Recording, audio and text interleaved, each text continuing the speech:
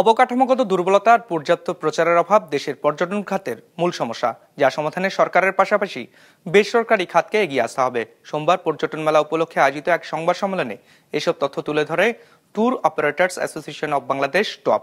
সংগঠনটি জানায় 30 অক্টোবর থেকে শুরু হওয়া এবারের পর্যটন মেলায় অংশ নেবে 20টি দেশের ট্যুর অপারেটর ও ট্রাভেল এজেন্টরা। ওয়ালটন এখন দেশের সীমানা পেরিয়ে পৌঁছে গিয়েছে 50টিরও বেশি দেশে। ওয়ালটন, ঘরে ঘরে বিশ্বজুড়ে। অপার সৌন্দর্যের দেশ বাংলাদেশ, যেখানে আছে বিশ্বের দীর্ঘতম সমুদ্র সৈকত কক্সবাজার, গগন বিস্তীর্ণ পাহাড়, ম্যানগ্রোভ, সুন্দরবন। এদেশের সবুজ প্রকৃতি সহজে আকৃষ্ট করবে ভ্রমণপ্রিয় মানুষকে। তারপরও পিছিয়ে আছে দেশের পর্যটন খাত। জিডিপিতে এ খাতের অবদান 4% কম, যা এগিয়ে নিতে চান এ খাতের উদ্যোক্তারা।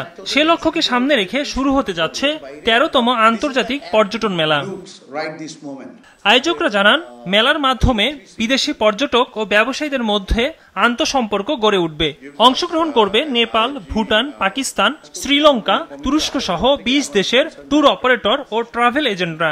বিশ্বের প্রায় 20টা দেশ থেকে 250-এর অধিক tour operator, professional blogger, professional writer, যারা পর্যটনকে ভিত্তি করে তারা নিজের সৃষ্টিশীল জিনিসগুলোকে উন্মোচন করে তাদেরকে আনতে।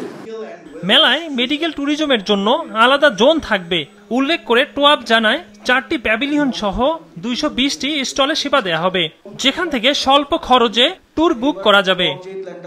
এই সময় দেশের পর্যটন শিল্পের বিকাশে সব ধরনের সহায়তার আশ্বাস দেন পর্যটন কর্পোরেশনের chairman.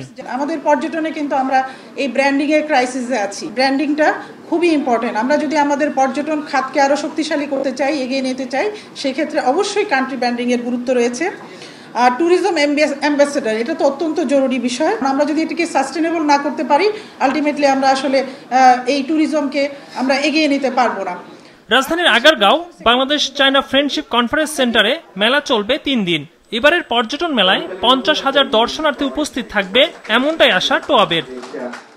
Ekramul Islam Khan, business report, মাছরাঙ্গা টেলিভিশন।